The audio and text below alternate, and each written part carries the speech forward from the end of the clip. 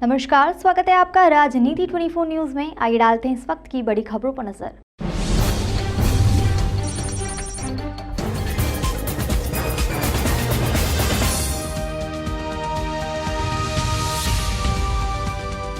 उज्जैन से 7 बार के पूर्व सांसद Satyanarayan Jatiya state press club में आयोजित रूबरू कार्यक्रम में शामिल हुए, जहां पत्रकारों के सवालों के जवाब अपने अंदाज में दिए। दरअसल उनके लंबे अनुभव को देखते हुए प्रधानमंत्री नरेंद्र मोदी द्वारा चुनाव समिति व संसदीय बोर्ड में उन्हें शामिल किया गया है। संसदीय सदस्य को लेकर जटिया ने कहा कि पार्टी के वरिष्ठ लोगों ने मेरे 50 साल से सक्रिय राजनीति के अनुभव को देखते हुए मुझे संसदीय बोर्ड का सदस्य बनाया है।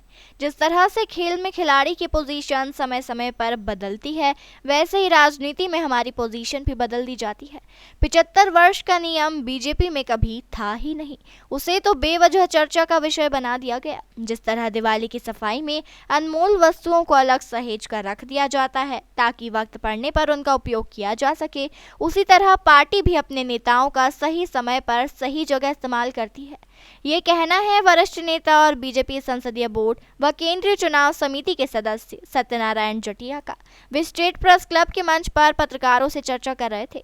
वहीं गुजरात चुनाव में आम आदमी पार्टी की सक्रियता को लेकर पूछे गए सवाल पर उन्होंने कहा कि गुजरात चुनाव मुकाबला नहीं, ये प्रतिस्पर्धा है। जिसकी पहुंच होगी वो विजेता बनेगा। हालांकि उन्होंने गुजरात में भाजपा की जीत को सुनिश्चित बताते हुए कहा कि गुजरात चुनाव की तुलना पंजाब से नहीं की जा सकती। वहां की परिस्थिति अलग थी, इसलिए वहां चौंकाने वाले नतीजे आए, लेकिन गुजरात में परिस्थितियां अलग है।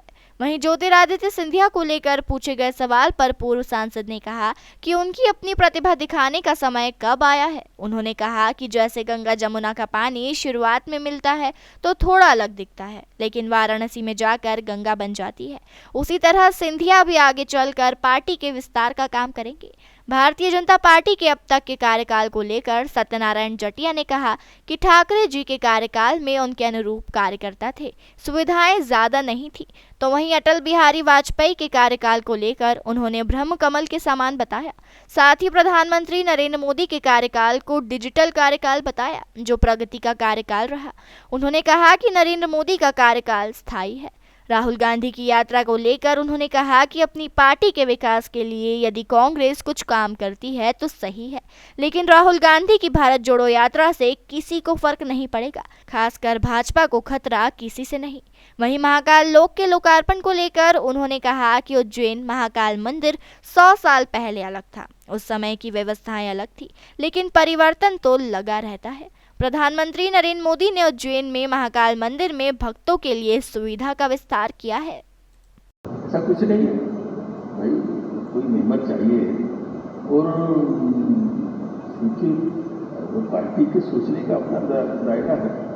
पार्टी के जो लोग, जो पदाधिकारी हैं, वरिष्ठ लोग, जिनको दायित्व है, वो सोचते हैं कि भाई किसको लेना चाहिए। अब मुझे 50 साल सक्रिय राजनीति की 72 में पहला चुनाव था भारतीय जनसंघ संगठन का, और 2022 में गए। तो पूरे 50 साल सक्रिय राजनीति में, आज मध्य प्रदेश में सक्रिय राजनीति में भारतीय जनता पार्टी के कार्यकर्ता के नाते से मेरा जो अनुभव रहा है उसको देखते हुए मनुष्य में सब प्रकार के गुणों का समावेश है, ठीक है ना। और राजनीति तो एक तरह से प्रतिस्पर्धा ही है। सबने अपने अपने ट्रैक में दौड़ना चाहिए और उसके आधार पर अपनी दौड़ में समर्पण करके आना चाहिए। तो होता क्या है, जब दौड़ में ट्रैक ही नहीं हो तो भीड़ में दौड़ना है, मैराथन। जब मैराथन होगा तो देखो मुकाबला नहीं है, ये प्रतिस्पर्धा है। तो प्रतिस्पर्धा में जो आगे जाएगा जीत है। मुकाबला तो ये होता है कि हमने मोर्चा मान करके रखा, मोर्चा नहीं होता। प्रतिस्पर्धा है जिसका ज़्यादा काम होगा, जिसकी लोकप्रियता ज़्यादा होगी, जिसकी पहुंच ज़्यादा होगी। और मैं गुजरात में सन 75 में पहले चुनाव में गया, पहली बार, जब कि भाई की सरकार हुआ करती।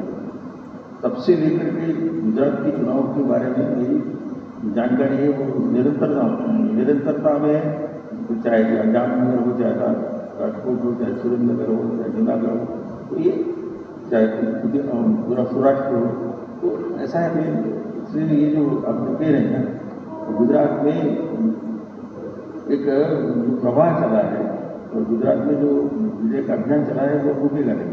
भारतीय जनता पार्टी की सुनिश्चित विजय है।